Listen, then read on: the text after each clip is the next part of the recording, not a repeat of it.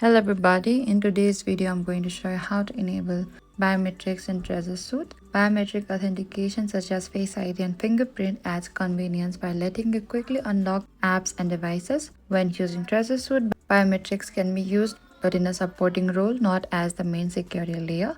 Trezor is a hardware wallet, which means true security happens on the physical device itself, and biometrics help you access the app faster, but they do not replace your PIN.